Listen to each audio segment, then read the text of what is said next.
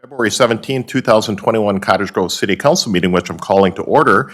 Before we do the pledge, I do have a statement to read, as I have now for almost a year. Tonight, the City Council meeting is in person as the council chambers are set up to ensure adequate and necessary social distancing measures can be followed. Because of the reduced capacity of our council chambers and recognizing some residents will feel more comfortable attending the meeting virtually, we have continued to provide for public input via Zoom. Please visit our website at cottagegrovemn.gov, click on the Public Meetings Quick Link box, and then click on the February 17, 2021 meeting. We want to be transparent, accessible, and inclusive, and we hope these measures will accommodate everyone who wishes to participate in our open and public meetings. So next then on our agenda is the Pledge of Allegiance, and we've got our new flags, so excited about that, so please rise. I pledge allegiance to the flag of the United States of America and to the republic for which it stands, one nation, under God, indivisible, with liberty and justice for all. All right, will the clerk please do the roll? Councilmember Mills. Here. Councilmember Dennis. Here. Councilmember Thiede. Here. Councilmember Olson. Here. Mayor Bailey. Here. Next item on our agenda this evening is open forum. This is the opportunity for anybody that wants to speak on something that is not on tonight's agenda is welcome to do so. And of course, since we're doing this both in person and virtually, I didn't see anybody sign up on the outside there for internally here. Did I miss anybody that wants to speak on open forum? All right, and I'm going to just double check to make sure. We don't have anybody online, so seeing none at this point, I will go ahead and close the open forum, and we'll move to number 5, which is adoption of the agenda. Motion to adopt the agenda. Second. We have a motion by Councilmember Dennis and seconded by Councilmember Thiede. Any discussion? Seeing none, all those in favor signify by saying aye. Aye. Aye. Opposed? Motion carries. Next is 6, which is presentations. We do have one this evening, and I recognize some of the same faces from a year ago as we just were talking about that. This is the 2020 photo contest winners, and Scott Soroka is going to take us through this. Well, Council, if you want to join me down in the front of the council dais, that would be great.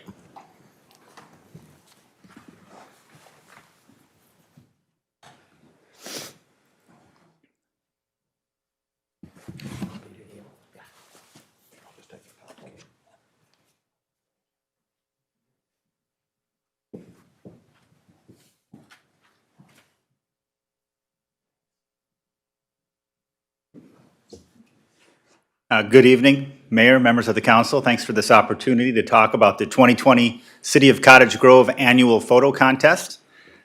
We've been holding this contest since 2002 here in the City of Cottage Grove. And the main reason we run it is to showcase the fine talents of our residents who always blow us away with their beautiful imagery of our city.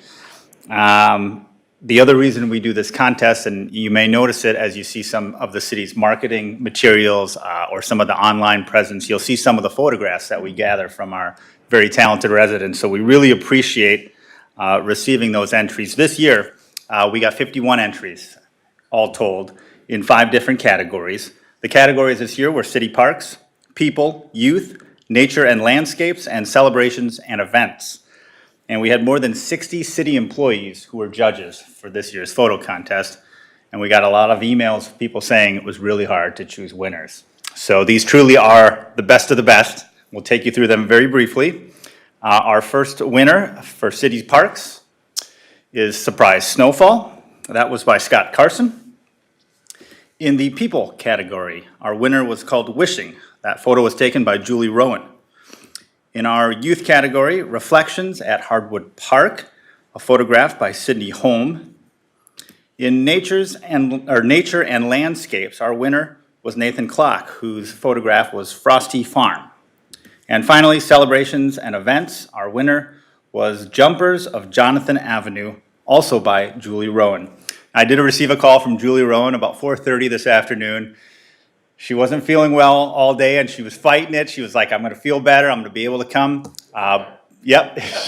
She said, you know what? During these times, I think I'm just going to maybe catch you on the flip side. So she's going to come in and receive her award in a few days, I believe. But we do have our other winners here.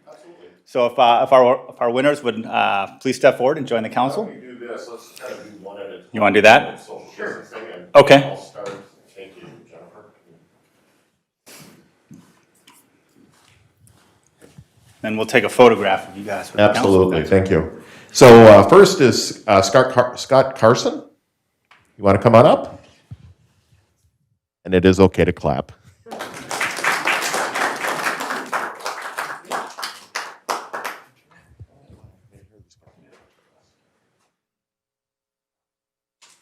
There's a lot of pressure on a photograph for the photo. All right, thank you. You can tell with the eyes. Thank you. All right. Sydney Holm. Congratulations.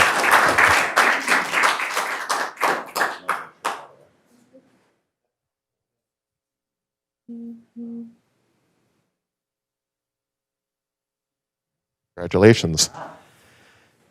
And at least for tonight, and like I was joking earlier, I see this guy around town taking pictures all the time, Nathan Klock.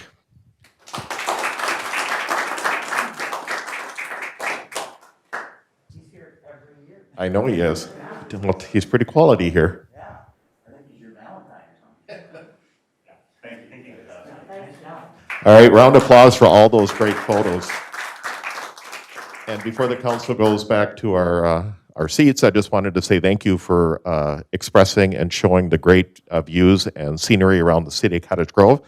And as you'll see, and it's heard, I know you have in the past too, that we use a lot of those videos or photos in our publications around the city, whether it's newsletters, pictures on the walls, emails, you name it. So all of this stuff will be very, very good, especially since we're starting also a convention and visitors bureau. So some of these pictures can be utilized in those ways too. So thank you all for coming in this evening. So you did hardwood, right? Do you live over there? No, you just thought it was cool? I live right by there, so it's big, so I go by there all the time, big shop. It looks really nice.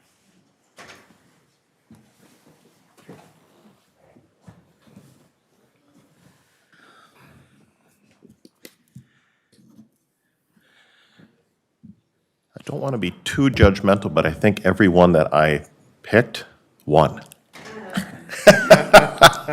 Great pictures. All right, so the next item on our agenda this evening is consent calendar. Is there anything that council would like to pull on consent? Yes, Councilmember Mills. Yes, letter N, please. Letter N. Okay. Anything else, council? No. All right, we'll start with letter N, and it's a chair appointment. Yes, I would like to seek support from my colleagues here as Public Service Commission has on here tonight for a new chair appointment, actually a reappointment. Steve Ingram has been the chair, and we'd like to see him continue. So we appreciate Steve's commitment to the commission and appreciate him being willing to continue in that role. Fantastic. I know he's very active in the city and has been for many years, so glad to see him being reappointed. All right, seeing nothing else that was pulled on this evening's consent, at this point, we'll look for a motion to approve consent. Move consent. We have a motion by Councilmember Thiede, Second? second by Councilmember Mills. Any further discussion? Seeing none, all those in favor signify by saying aye. Aye. Aye. Opposed? Motion carries. So if you're watching online or in the audience and you are here for anything that's on tonight's consent calendar, all of those items have been approved. Moving to number 8, which is approved disbursements. 8A is pay the bills. Motion to pay the bills. We have a motion by Councilmember Dennis. Second. Second by Councilmember Olson. All those in favor signify by saying aye. Aye. Aye. Opposed? Motion carries. Next is 9 is a public hearing. We do have one this evening. The public hearing that we have this evening is High Point Second Edition. And Emily Schmitz, our community senior planner, I guess, our community senior planner, whatever we want to call you. Something like that, yeah. But she is going to take us through this one. Thank you. And Absolutely. welcome. Good evening, Mayor Bailey, members of the council. Again, the only public hearing before you this evening is in fact a request for an easement vacation for a couple of stormwater pipes, as well as a drainage and utility easement. These easements are all located within the High Point development, which for those of you who don't know is located just near Oltman Middle School, off of 65th Street here in Geneva. The first edition of the High Point development is an 82, I believe 82, yes, unit townhome development was started and approved in 2020. Construction continues out there of that development. So the two storm sewer easements are located just in the southwest corner of the site, which would be part of the second phase of the High Point development. These two permanent easements were, of course, recorded in place to allow the city access to the infrastructure that is located there, those two storm stubs at any time as they were installed on private property at the time. But with the development of the site, those storm pipes are no longer needed as they did capture water from when it was the Postbod site. But as development continues, stormwater is addressed in different ways with that development, so these pipes can be removed. And finally, the drainage and utility easement that was platted over the entirety of Outlot A as a part of the first phase of the High Point development. This DNU easement allowed, again, the city access as part of the first phase of the development. D.R. Horton installed some of the utilities for the second phase, which then provided utilities, sanitary sewer and water to Tenney Packaging, which is actually on the west side of Geneva Avenue in Newport. So we worked through that process. But ultimately, the city wanted to make sure that we had access to those utilities that were installed at that time. So we do need to vacate that easement to allow for the approval of the final plat for the second phase. And then I'll just give a real brief overview. Again, as I've mentioned multiple times, the High Point second final plat is before you as well this evening. It is 31 lots or townhome units that will finish out the development. There is just one outlot, is Outlot A, which will be owned and maintained by the HOA, along with the private streets within the development as well. The city will maintain DNU easements over those streets to make sure that we do have access to maintain those utilities as well. So with that, I will leave the recommendation before you again as a public hearing. I know staff is here for any questions council might have. All right. There we go. Any questions for staff at this point on this item? All right. And this is a public hearing, so I'm going to go ahead then and open the public hearing. If there's anybody that'd like to speak on this item, is welcome to do so at this time or through chat. I don't see anybody out there that may want to speak on this item. If so, there's one person possibly. Anybody at all? I don't see anybody. All right, then I will go ahead and close the public hearing portion of this meeting or this public hearing. And look for, we have multiple motions here, so we do need to take them each separately. So Councilmember Dennis, you want to take the first one? Thank you, Mayor. I'll move that we adopt Resolution 2021-023, approving the final plat for High Point Second Edition. Second. Okay, that was, okay. Yep. All right, so we have a motion by Councilmember Dennis, second by Councilmember Thiede. Any further discussion? Seeing none, all those in favor signify by saying aye. Aye. Aye. Opposed? Motion carries. I will move that we approve the High Point Second Edition Development Agreement with D.R. Horton Incorporated, Minnesota. Do we do No, that that separately? would be it right there. Is that correct? Okay. Okay. All right, so we have motion by Councilmember Thiede. I was looking just because it's got an and in there. So I have a motion by Councilmember Thiede, second by Councilmember Mills. Any further discussion on this one? Seeing none, all those in favor signify by saying aye. Aye. Aye. Opposed? Motion carries. I'll move to adopt Resolution 2021-024, approving the development plans and specifications dated July 8th, 2020, as prepared by Westwood Engineering. All right, so I have a motion by Councilmember Mills, Second. Second by Councilmember, or almost said Thiede, oh my goodness, sorry, Mr. Olson. Councilmember Olson. Any further discussion? Seeing none, all those in favor signify by saying aye. Aye. Opposed? Motion carries. Now, Mayor, I'll we adopt- have to do that first one. Okay, that's what I paused for a second there. Thank you, Councilmember Olson. I'll move to adopt Resolution 2021-022 vacating 2 storm sewer easements and a drainage and utility easement. Thank you for catching that. Thank you. Councilmember Olson made the motion. Second. Second by Councilmember Thiede. Any further discussion on this one? Seeing none, all those in favor signify by saying aye. Aye. Aye. Opposed? Motion carries. So all of these items have been approved. Thank you. All right, 10 is bid awards. We have none this evening. 11 is regular agenda. We do have one item on our regular agenda this evening, and that is the Capstone Homes Concept Plan Review. And Ben Boyk, our Community Development Director, will take us through this one. All right, thank you, Mr. Mayor, members of the council. So tonight we do have a concept plan review on behalf of Capstone Homes for the Sand Camp parcel.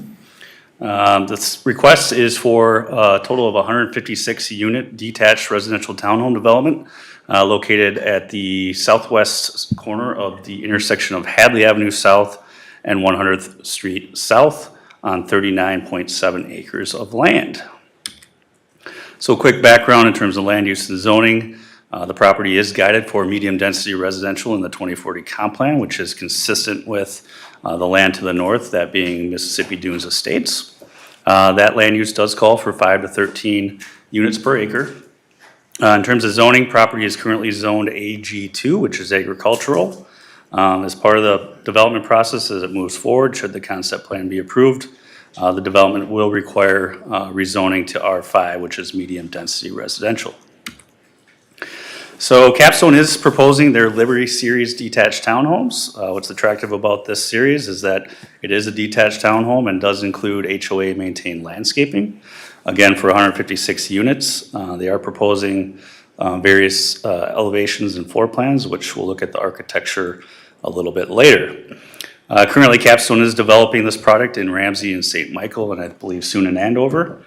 Again, HOA component is very attractive to a whole host of buyers, specifically kind of that first-time home buyer as well as the empty nesters. And this is a new product for Cottage Grove, which helps provide the full spectrum housing per the council's strategic planning initiative.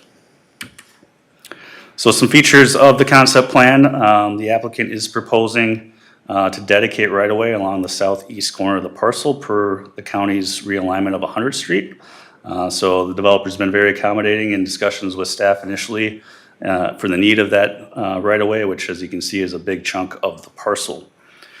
The proposal does include stormwater ponding on site to handle stormwater, as well as a proposed recreational trail, which is highlighted in orange, that runs from the southern access point of 103rd Street along the top of the bluff line along the west property line, which will connect to the Mississippi Dunes Estates Trail that runs east-west to the north. In addition, the internal public streets will include internal sidewalks on one side. The developer is actually proposing kind of a overlook area, a seating area off the trail in this location here, which will provide nice views of the river valley from that point, as well as some green space up in the northeast corner that will be HOA maintained. Provides families the opportunity to go and play catch or do whatever to recreate in that area. So in terms of development standards, the developer is proposing 40-foot lots and 5-foot side yard setbacks. This gets them to that density of just shy of 5 units per acre per our comp plan recommendations. Typically, the R5 district requires 60-foot lots and 7.5-foot side yard setbacks, but this is generally based on single-family lots.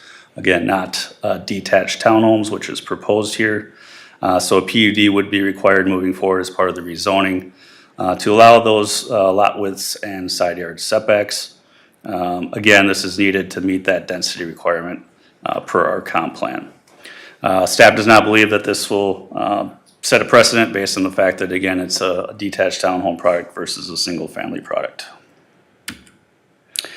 So another issue with the 5-foot side yard setbacks is that since the houses will be 10 feet apart, the fire or building code requires That's mitigation in terms of design be included.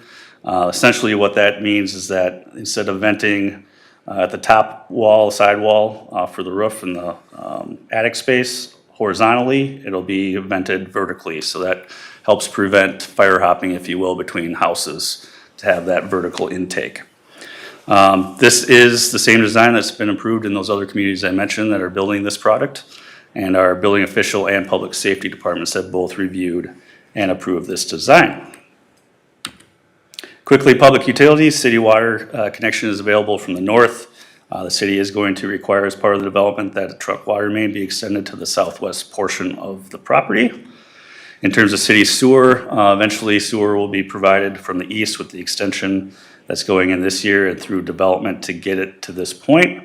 However, in the interim, a lift station will be proposed to connect to the existing system to the north.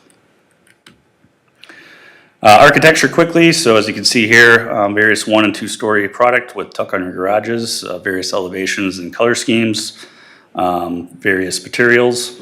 All the elevations do include a front covered porch, and the garages are flush with the front porch. Therefore, we will not have any garage forward designs in this development. In terms of a recap from Planning Commission, so the Planning Commission did have a public hearing on January 25th. We did hear some input from several residents with concerns about additional development and losing that small town feeling of this area of town. Concerns with additional trash, noise, and light pollution. Various safety concerns with the proposed access on 103rd Street, which I'm going to turn it over to our Public Works Director to talk about access and those concerns here in a second. Concerns related to increase in traffic on Mississippi Dunes Boulevard, which is one of the connections into this neighborhood from the north. Various concerns related to capacity at Pine Hill Elementary, the need for buffering and screening along the northern property line, and for a safe trail crossing of Mississippi Dunes Boulevard to the north. We did talk through a lot of these items at the Planning Commission meeting, and the Planning Commission requested that staff and the developer work through some of these concerns for the preliminary plat review process, which we intended to do. So with that, the Planning Commission did vote 7-0 to recommend approval of the concept plan. So quickly, before I turn it over to Ryan, an overview of access. So as you can see with this depiction here, access will be provided from the north with an extension of Mississippi Dunes Boulevard, and then from the south with a connection to 103rd Street. The blue line represents a recommendation based on staff for installing a new rural section of road per the future county realignment of 100th Street. So this will kind of set the tone for the future with that realignment when the county road comes through, and then opens up this corner for additional development and access on the north end of the Mississippi Dunes golf property. So with that, I'm going to turn it over to Ryan, who's going to walk through some of the discussions regarding access. Excuse me. Good evening, Mayor, members of the council.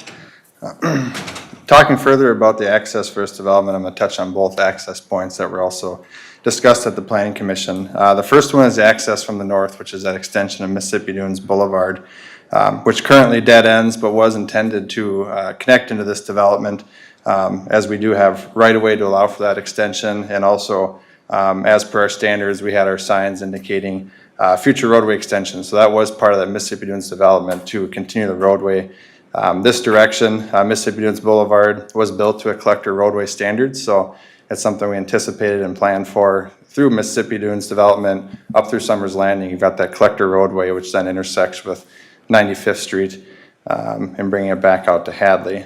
So we're being consistent from that standpoint with this connection. One question that came up, I think, to staff was, what about connecting directly out to the Hadley and 100th Street intersection? And I brought a picture up here before you. There's an existing transmission line that is there today for Xcel Energy, and this is in an easement. So it's a little different than the smaller power poles we see along our roadways where they utilize our right-of-way. They have a pre-existing easement for a very large line in that location that really doesn't allow for that direct connection to Hadley and 100th Street. The other concern is, as we have our issues on Hadley to the north, we continue to want to have traffic really try to utilize this future 100th Street realignment to really push traffic that direction, which is why this more southern access point will help people to get on that new roadway and hopefully go out and use the Jamaica Avenue interchange. Another consideration is, you can see on the screen before you, where in the future, as we do get that right-of-way on the property to the east, which is owned by Zivix, Hadley Avenue will curve and then bend into that at a right angle, a safe connection to that county road. We really don't want to have another intersection, that close. So if Mr. Baduns came out, you'd be in very close proximity to the realigned 100th Street, which really isn't a safe situation. And then looking at the south, we do propose that connection to, call it 103rd Street, like Ben mentioned. We're talking about that rural section that we'll build through the right-of-way. The big discussion we're having right now with the county is, where do we put that? Certainly acknowledging that there is a very large hill there today. Looking at the exact location on the concept plan, that does pose issues with sightlines, which, once we get these concept plans, we can digest them, look at them in detail, and we realize that that does need to move further to the east to allow for a safe access point, seeing both east and west. The other thing we're working with the county on is, what is this road like in the future? Because we know in the future that hill is going to have to be cut down so it's not so steep. So you're going to see the crest of the hill move further to the east. So we're looking not only now, but long-term, making sure that whatever access we do end up with to that future county road is going to work, and we don't have to make changes at that time. The reason we only have the one access point is county requires quarter-mile spacing for the access. So we'll have the Hadley that will tee in up further to the north, and then you'll have this access point. Right now it's a quarter of a mile. The county's acknowledged the fact that we've got issues here, so we're going to have to move it a little bit closer to Hadley, probably about 1,000-foot spacing, just to allow for the sight lines to work and still have turn lanes and such. So the county's been very cooperative on that, working with us to adjust from their standards to make sure we have a safe intersection. Another consideration for this access point that will tie in to the realigned roadway is, we do want to maintain an access, so it'll be a future four-way intersection to this highlighted parcel in red. That's that upper part of the golf course, that's guided medium density. We want to make sure we can maintain access to that. And then in the blue circle, that's that access today into the SNA property. So we want to make sure we maintain both of those opportunities now and into the future. And a few other examples I want to touch on quick before I finish, just because we had this question come up of, why do you have this connectivity? Why can't we just have everything go out to the main roads? It was raised by the residents, I know, at that public hearing. And really, when you think about kind of proper roadway design and networks, we want to have connectivity, through our collector roadways like Mississippi Dunes Boulevard. We want to stay away from having little pockets of local roadways where people have to come out to the main road. And a few examples here, the Langdon Hills development, where we tied into the Eastbrook and Silverwood developments. And on the right is Bailey Woods, where this is along 65th Street up by Oldman Middle School, where it ties into the Highland Hills development. And then finally in the middle, one that I thought was a really good example, a similar situation, is the Woodward Ponds development up between the New Ravine Parkway and Old Military Road, where there you actually have medium density that tied into single-family residential. Which was a big question at that time, but we want to have that local roadway connectivity while still having a connection to a main road. And really, a lot of that has to do with your other services. When you think of plow trucks, school buses, garbage and recycling, they're going to use those local roads to get from neighborhood to neighborhood. So it's important to make those connections. And with that, the recommendation tonight is for approval of the concept plan. The recommendation's on the screen in front of you, and staff is available for questions. All right, yeah, Councilmember Thiede. So we've discussed a little bit about that the road onto 103rd, and so you got some good information there. The other thing, and I might have brought this up, but the other possibility of adjusting the county road, and then also in consideration of the other roads that are coming off of there, if somewhere almost in the middle of that curve, we're kind of in there, I've been trying to visualize a roundabout in there. And, right now with that road, I mean, the last thing you want people doing is buzzing through there at 55 miles an hour, and so maybe kind of somewhere in that curve, you might be able to work a roundabout in there with a possibility that could almost fit and connect somehow to all those different spots, into the neighborhood, into Mississippi Dunes, into the nature area, into Hadley, and whatever ends up being, to the east of the curve there, and such. But so at some point, I'd kind of like to see just maybe at least a stab or some sort of analysis on that.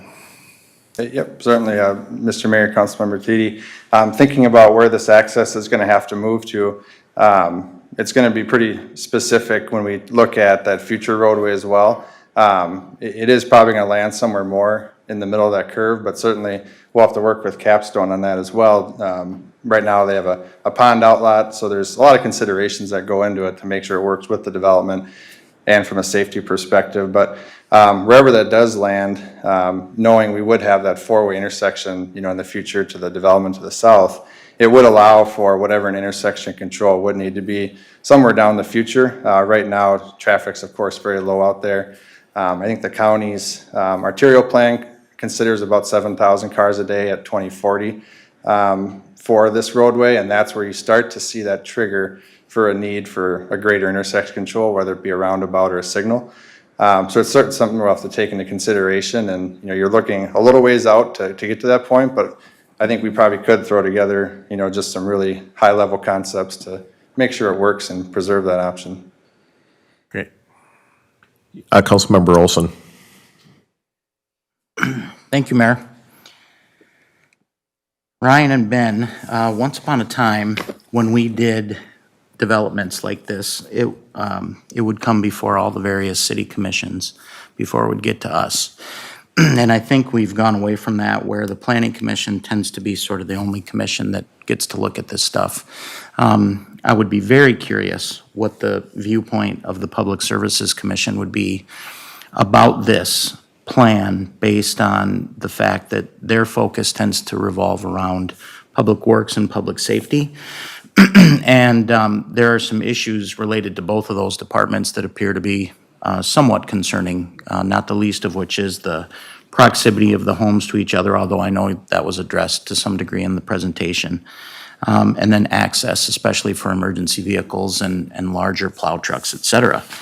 But that being said, I understand that it is now before us, and so I have several questions that I want to bring forward. Developers are in the game of developing land. That's what they do. And so very rarely does a developer find a development that they don't like. And then we have to take into consideration the impact of that development on our infrastructure, on our residents, et cetera. And that's kind of where the rubber meets the road. And this development is a new thing for us. This is a new type of product. It's a new type of home. The density itself is something that would have to be predicated on a zoning review and a change in zoning. And I always get a little nervous about that, because, we plan things a certain way, and then a developer comes to town and goes, hey, we'd really like you to change your plan because we'd like to make some more money. And we have to decide whether we want to do that. So I feel like maybe we're putting the cart before the horse a little bit in this situation, but you could convince me otherwise. Ryan, you answered one of the questions I wrote down, which is, what is the traffic count estimate based on the number of residents that would be located in this development should it go forward? And I think you said, it would fall below that 7,000 cars per day mark that would cause us to get a little nervous about whether the current infrastructure could handle it. But the next question I have is several references to the realignment for 100th Street. Is that planned? Is that in the CIP for the county? Do they have a drop dead date for getting that done? Councilmember Olson, right now they do have it as a, what you call it, not a turn back, but a turn up to the county, where we would give that roadway to them at some point in the future. And they are working through their Southwest Arterial study process that I think the council last saw it probably a little over a year ago. They're just finalizing that study, at which point they would bring it back to the city council for consideration. They don't have it programmed in their CIP for construction at this point, but certainly with the study being done, that's a big step in that direction. Do you have a thought or a guess on when they might choose to move forward with that? Because it seems like that has a significant impact on the way in which current residents and then potentially new residents might access this development. Yep, certainly. So right now, they really look at it from an east to west format. So it's going to start over by County Road 19. They see really taking that down first, where you cut across the 3M property. Here, major changes to the roadway, since those traffic counts are so far out, that 7,000 cars a day, that's the 2040 estimate that they have. Really, a 2-lane rural roadway is fine for that. So kind of, we've had some discussions with them. Certainly when that Civic property, which is just east of here, develops, you'd probably see us do a similar thing to complete this new roadway alignment. And then realistically, the county could take 100th Street in its current format, you know, coming down, following this new alignment and maintaining that for quite some time. I mean, it really could be 10, 20 years before you see major roadway improvements. Certainly would still be a county road, but it'd be something more like 70th Street up by Keats Avenue is what I would consider. So the possibility is that that realignment envisioned in this presentation could be 20 years out. Yep, in terms of the major work, as Ben mentioned, we are looking to build a roadway in that section today. And I think we would continue that to kind of, he said, set the stage. We want to put the road in its correct spot, and then we can, like you said, make sure the access is correct and works for the future. And I ask that because I want to make sure that we don't get out in front of our skis with regard to infrastructure, because that could turn into an ugly situation. The other question that I had, actually I have several, is has anyone communicated with the school district from our staff about this potential development and what their plan might be relative to educating any children that come into that development? Because as we all know, Pine Hill's bursting at the seams. Yes, Mr. Mayor, Councilmember Olson, we did provide the notice and the staff report of the Planning Commission to the school district. We have not heard back since sending that to them, but we did provide them that information. Okay, so we've not had a response from them. We have not. The reason I bring that up is, as you know, there's been quite a bit of uproar about some of the things that the school district has had to move forward with relative to their budgeting process, one of which was the potential for closing a school in the city of Cottage Grove. Luckily, we dodged that bullet for now, but this side of the highway is woefully underserved when it comes to school district facilities. And so, once again, speaking about infrastructure, you know, it's easy to say, let's go forward and do this, but then what are the unintended consequences of that as it relates to the ability to get those kids to school? Do they walk? Do they have to be bused to Crestview, Armstrong, some other school? So that would be something I would be interested in learning more about if the school district decides to respond. Now, we talked earlier about the potential rezoning of this parcel. So can you explain, because of the way in which this proposal is laid out and the tight-knit nature of the facilities, can you explain the difference between medium density, which is what we want to call this, and then where's that tipping point where it would become high density?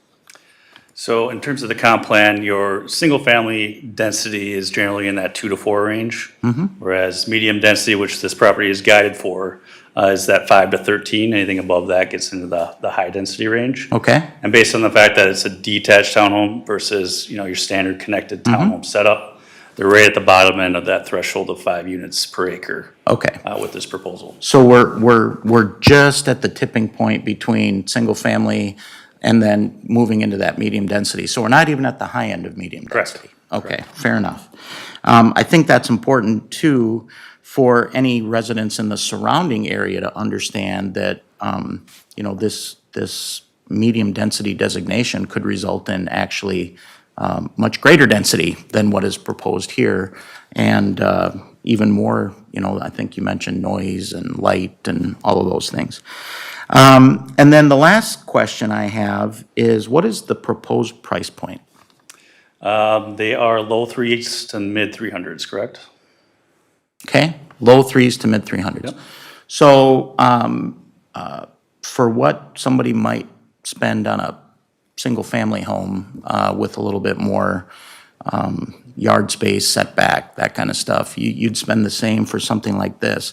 Now, is that price point based on the fact that these are going to be higher-end materials? Are we looking at, this is going to be more of your hardwood floors, marble countertops? Is this going to be one of those sorts of developments, or are we not at a place where we know that yet?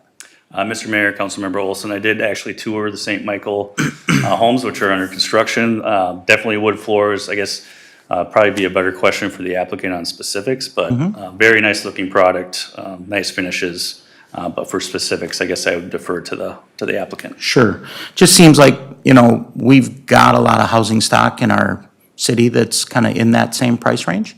And if this is going to be something that we intend to be different, or it's a new thing, or it's going to differentiate itself from some of the other things that we've got going on in the city of Cottage Grove, where we're trying to appeal to a different customer. Sure. I would like to think that it would truly be a different product, whether that's different in its construction, different in its materials, different in its feel or nature in terms of the overall neighborhood. I've seen communities of this sort in other towns where it comes with a clubhouse and a pool and some different things, but that's not part of this, right? Correct. Okay, all right, good enough. So, I am very interested in learning more about the school district piece, because I think that's going to be problematic. I also think that some of the traffic concerns are going to remain problematic until such time as we can realign 100th Street. And I do know that some of the access points also seem to be a little bit challenging, but I think there's another council member who's going to talk to you about that. So at this stage of the game, you've answered all the questions. I can't say that I'm completely sold at this point on all of the various elements and whether or not they've been truly addressed. Is the staff still working with the developer on addressing some of these things and trying to put a better proposal together that's going to make sure we tick off all the boxes? Yeah, Mr. Mayor, Councilmember Wilson, the next step in the process would be that preliminary plat review, which is, sometimes we have concept plans, sometimes we don't, but that you really get in the nitty gritty with grading plans and, specifically with access, having a grading plan helps Okay. address those issues, but yeah, So we may be able to overcome some of these challenges. absolutely. Perfect, thank you. Yep. Okay, I have a couple questions I didn't know if other council members had any questions at the moment. So, one of my concerns originally was more for the access, or creating an additional access, but I think, Ryan, you've explained that very well. I think the fact that you're going to move that access on 103rd over further, so east, I think will kind of remedy that, because what my concern is with the density that's going to be in there, no matter what it is, whether it's this project or something else that's higher density, having people either go further south and then come back, or they're going to try to cut through the Mississippi Dunes development to get out to Hadley. I think if you do actually slide that road closer to what will eventually be 100th Street to a certain extent, I think that's actually going to be a benefit. So I just wanted to acknowledge that. So if your plan is to do that, then I think at least the access piece will be good on that. With regards to the school district, I do want to mention, I don't know if it was November or if it was December, but we did have a conversation about this and future development in that particular area with the school district. And the answer was, if current situations remain as it is, because Pine Hill is pretty heavy at capacity, that they would bus these kids to Pullman.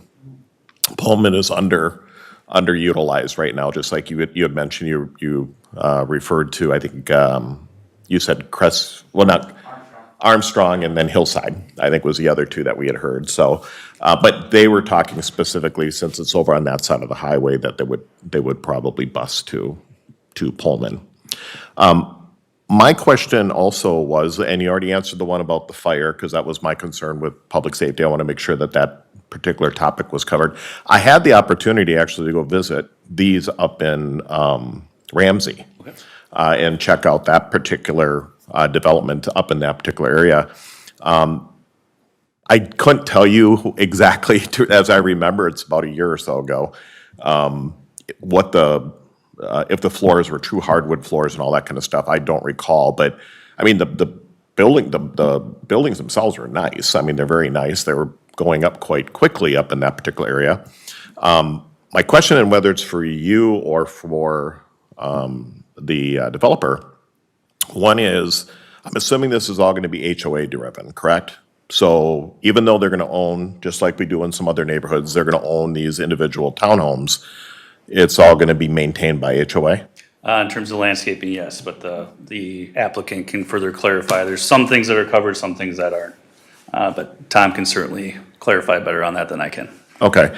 And then the one thing that I saw up there that was, I don't want to say it's concerning, but it was to a certain extent, because I think I actually came back and talked to our administrator about it. With the closeness of the buildings to each other, is the intent for that area between the homes landscaped gravel or rock or mulch, or is it grass?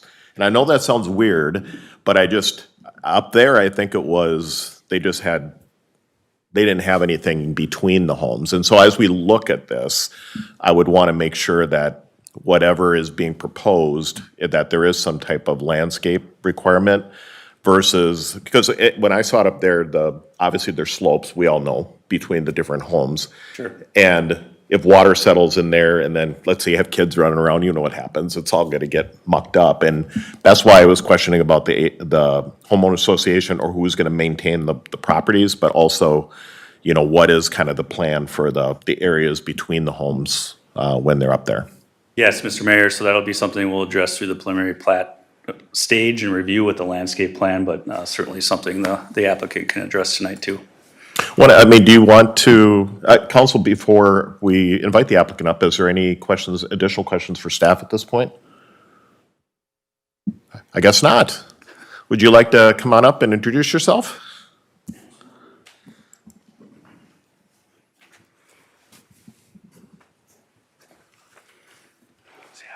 Here, I'll do the trick for you there. All right.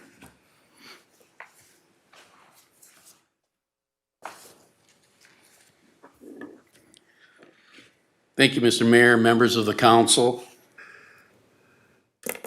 I'm happy to be here this evening. I'm Tom Bockergees from Capstone Homes.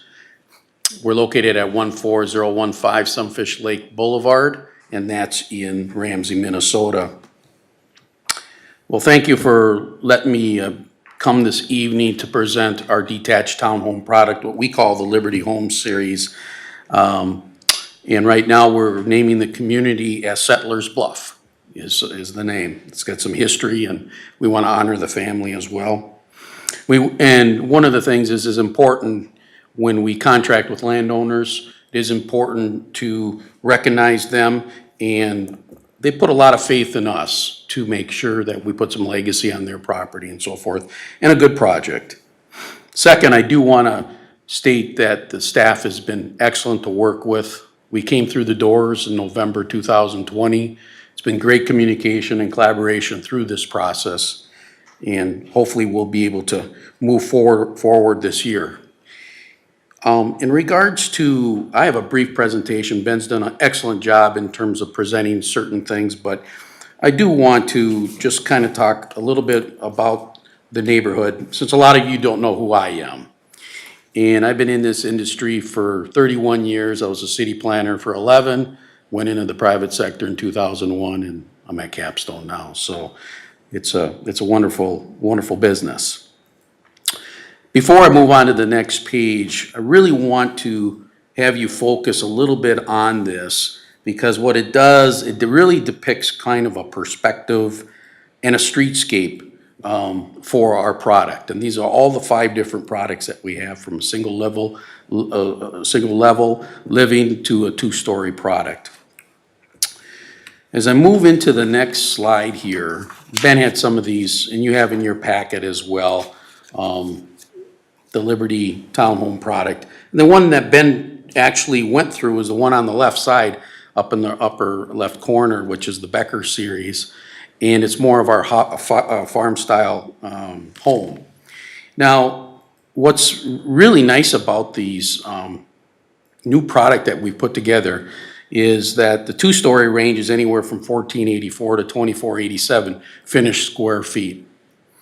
So great open concept plans, bedrooms up on the second floor. They're priced anywhere from the low threes up to $4, actually, depending on the type of package that the consumer will purchase through us. And it's all maintained landscaping. What's also important here is that when you look at this product, all the garages are flush with the porch, or the porch protrudes out. There is no garages that stick out in front of these units. And what's also important is that this is all ownership product. We don't rent. No rental here. So just want to be clear, sometimes there's questions about that. As some of the questions came up from council members here, it's very important that you understand that everything that we do is professionally managed homeowners association.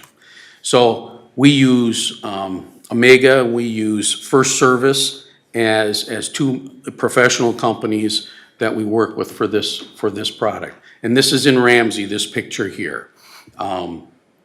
Right before winter had hit, and we just started building these in our Ramsey project, Riverstone North. What the communities include is a lawn maintenance through HOA. So it's always going to have a nice clean look in terms of lawn maintenance.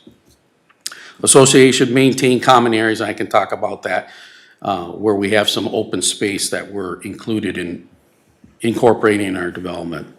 The architectural standards and oversight.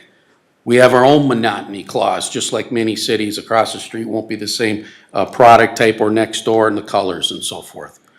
So there was a question earlier in regards to materials. Yes, you can see as an example here, we use horizontal, vertical, we use different materials in the front versus the side.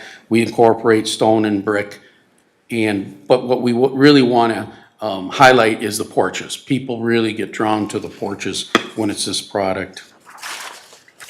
Now, when we talk about a little bit about the site data, it takes a lot to review a site and kind of master plan it and go through many different scenarios and everything. And I just want for you to understand that, yes, it's 39.7 acres, and that's what the bold line is around the box.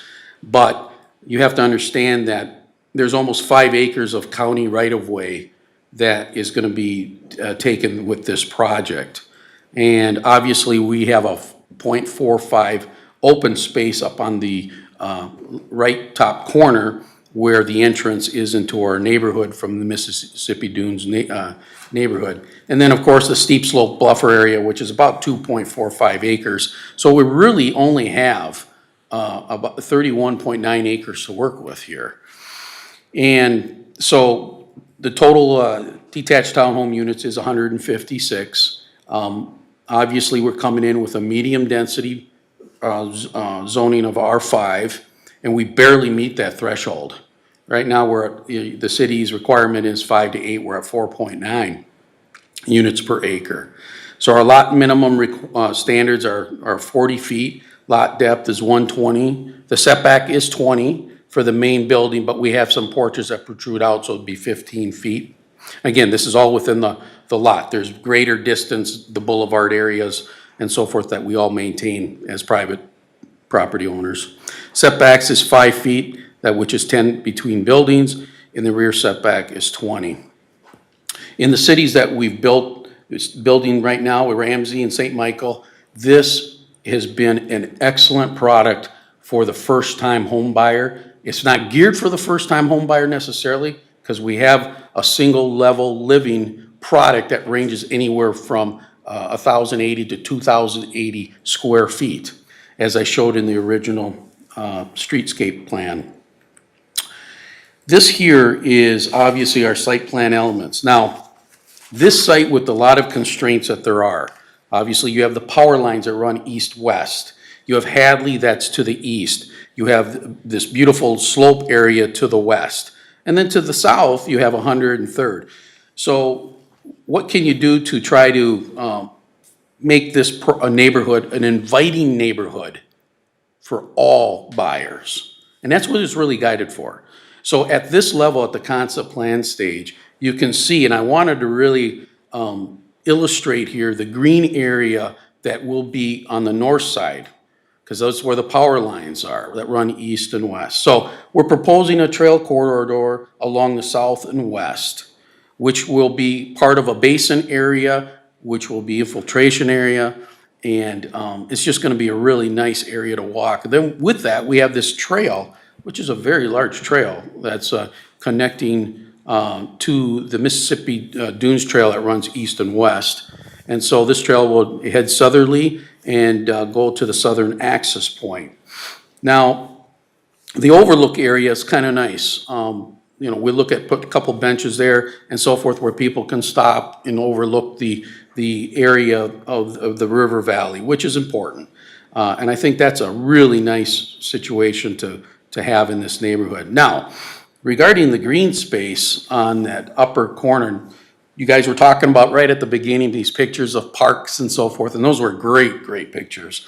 And in all our neighborhoods, we try to have open space.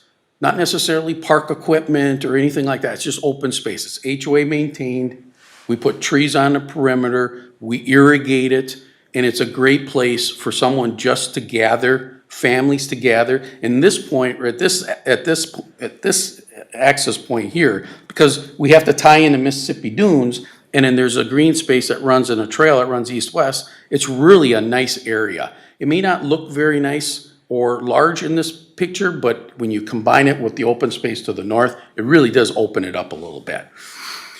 And then obviously the 30-foot landscape buffer, we will, according to the code, will screen that with overstory trees and pine trees and so forth. So we have quite the edge here that we're gonna create. We're gonna do the same thing on the north side, which is along the power lines and so forth, but we're not showing it at this level. What's also nice is that when you look at these units from the south side, because of the scenic overlook location on here and the basin and where the ponding's being proposed, the setback from the existing roads right now, because it's gonna be like that for a while, is a great setback. These homes are gonna be pushed back. It will change things, obviously, when this access point to the south moves to the east, and that's okay. We'll figure that out with the staff.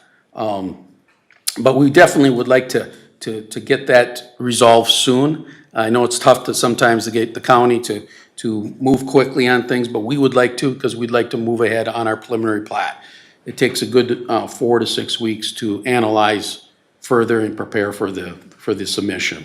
So when you look at the site elements, the green space in the corner, tying in the trail system, you have the county alignment, which will reclaim a certain part of Hadley, 103rd, but there'll be a rural section between, on that curve. So I think it's really nice. You have good connectivity with the sidewalks, a pond in the middle, and what you're not seeing here either is the landscaping that's required for all the lots, and landscaping that we will have in the rear of these lots as well to help with more green and so forth, the separation of units. If I could just clarify something. Capstone Homes have been in this community for nearly 12 years. And I haven't been here 12 years, but Capstone has. We build our villa product right now in our neighborhoods. We built our single level, our 2-story. We've invested a lot in this community, and we feel that this is a great community to be in. And because of the introduction of our detached townhome product, it's taking off so well with different types of buyers that can get into a situation where you have HOA maintained. You don't have to maintain your yard. You might be a young couple, might be a single mom, might be a single dad. It's perfect. And it's really been market driven right now, and we're excited about bringing it to Cottage Grove. So we're not a developer or builder that is come and gone. We've been here already 12 years, and hopefully we can continue on building here for many more years. And so The only other thing I think I may have is, just want to let you know that obviously we are locally owned. And the owners have been over 20 years, and 12 of those years we've been in Cottage Grove. So it's a successful city for us, and a lot of buyers have purchased our product. On this slide, Mr. Mayor and members of the council, it depends on the community, but in this situation where you're in the middle, you had asked about between the homes. Here in Ramsey, we're doing all rock between the homes. And we've done shrubbery and so forth, but we're doing all rock. Some places we've done sod in St. Michael, but we're finding that it's better right now with the rock. It maintains better, it drains better, and we haven't had those issues. And longevity-wise, it's fine so far. So that just gives you a perspective of what we're doing between units, to answer your question. And I'll be happy to answer any other questions that you might have. All right, council, is there any questions for the applicant at this point? Yeah, Councilmember Thiede. Very, very nice presentation, but, so I'm looking at this picture you got up here, and I'm thinking, you know, with the rock and the air conditioning units, did you ever think of actually having, you know, like a piece of fence, you know, or just let the neighbors work that out, or put it, if it was consistent or something like that, to kind of have a piece of fence along there that maybe got put in actually when the house was built and consistent in the neighborhood? Mr. Mayor and members of the council, I think the reason we don't have a fence is off the top of my head. I've never asked the question. It's never been brought up to me directly, but I think you need access. The city might need access. We might need access to fix the units that are there. So we like the open field. We'd prefer not to have fences there, but right now I can get an answer and just figure out, you know, if that's something to look at. Okay, thanks. You had mentioned about the landscaping and that it's maintained by HOA. Is that the same for, since we're in the winter months, is snow removal the same thing? Or is that in each individual homeowner? I just was curious. Each individual homeowner. Okay, so they'll shovel their own driveways, Shovel but their during own the driveway. summers and that, That is correct. everything else is maintained. Everything else is maintained. That's correct. And just so I'm looking quick to staff, the roadway system in here would be city streets, correct? Okay, I just want to make sure I knew that too. Oh, and then the other question, because I don't remember when I looked up there, did these have basements? They do not. They're slab on grade. That's what I thought. Okay, I just wanted to ask that. Absolutely. Okay. All right, any other questions from the council? Yes, Councilmember Mills. Thank you, Mayor. Actually, this question is probably more for staff, or maybe something to consider. Is there going to be a trail that will go over to SNA from this particular community, or eventually will there be a trail? Because I think that'd be a great way to connect into that particular resource that we have. Yes, Mr. Mayor, Council, we have not explored that yet. It's a great idea and certainly something we can explore between now and preliminary plat approval. I think the concern with not doing anything right now along Hadley or this realignment is the future construction and kind of the unknowns, but certainly a great idea to provide that connection for residents to get down there. So we'll take a look at that. Okay, thank you. That was just a Ben, small since you're up thought. there, well, the only other question I had, since you have this map up there too, and the two, now you've got a couple areas on here where it says basin, which of course I know is more dry. That's, you know, big rain events. And then you have the two that say ponds. You know, we keep running into this sometimes in these developments. Are these actually going to hold water? Is that the Probably intent? to be determined. Mr. Mayor, members of the council, right now, yes, to be determined, but it is the goal to hold water. Here, the site's pretty flat, so we're gonna make these pretty deep. Okay, and I bring it up because we've had a few developments where people move in and they thought it was gonna maintain water and it never did. And of course, they thought they were buying a property on a pond or something, so that's why. Yeah, you know what I'm talking about, yeah, oceanfront. Any other council comments for either staff or the developer? All right, thank you for presenting, and thank you for being part of our community too. So from a council standpoint, what staff is looking for is, and I know we've given them some feedback this evening to go back with some, thoughts or concerns or actions, if you will. But if council are we looking for an actual motion? Is that what you're hoping for, staff? Okay. So what we're looking for then at this point is for staff, or council, I'm sorry, to approve the concept plan as it was laid out for us with some of the discussions that we had before it comes back to actual preliminary plat. I guess I would move to adopt Resolution 2021-021, approving the concept plan review proposed by Capstone Homes for a 156-unit detached townhome development located on 39.7 acres of land on the southwest corner of Hadley Avenue South and 100th Street South, subject to the listed conditions. Before you got those, all right, so we got a motion by Councilmember Thiede. Do I have a second? Second. Second by Councilmember Mills. Any further discussion? Seeing none, all those in favor signify by saying aye. Aye. Aye. Opposed? Motion carries. Thank you, and thank you. Look forward to seeing it come back. All right, next on our agenda this evening is council comments or request. I'll do my norm and start with Councilmember Mills. Thank you, Mayor. I am going to pass this evening. Oh my goodness, there we go. All right, so then I'll jump back over here to Councilmember Dennis. I'm good, thank you. You're good too? Good. All right. Then I'm going to go to Councilmember Thiede. Well, I imagine somebody else would probably mention the fish fries, but fish fry starts at River Oaks on Friday, and I guess I didn't realize that you could go online and sign up every week. I thought it was on a weekly basis, so I'm gonna have to get my fingers going and get online to get my name down on some of them, because I wasn't gonna do it the first time, but it's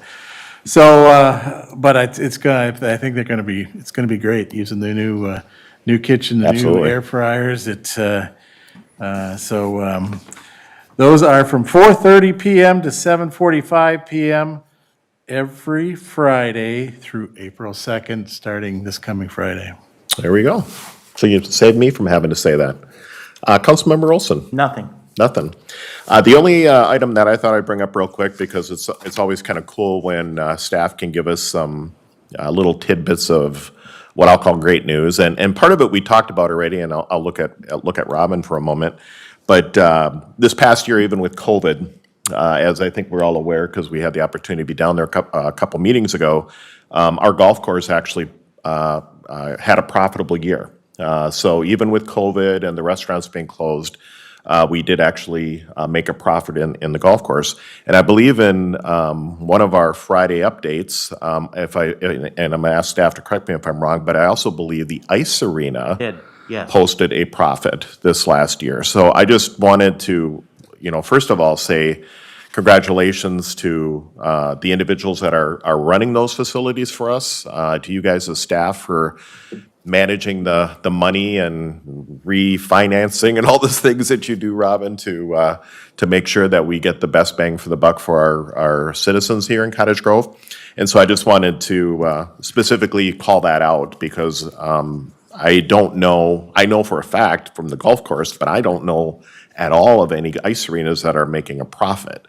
So the fact that we actually did, though it was small, it sounds like, was pretty cool. So thank you for sharing that info. And that is it, since you already brought up the fish fry. This evening, workshop session open to the public. We don't have one this evening. Workshop closed to the public. We don't have one this evening, so I'm going to move, or look for a motion to move for adjournment. Move to adjourn. We have a motion by Councilmember Olson, Second. second by Councilmember Thiede. All those in favor signify by saying aye. Aye. Opposed? We are adjourned. Have a good evening.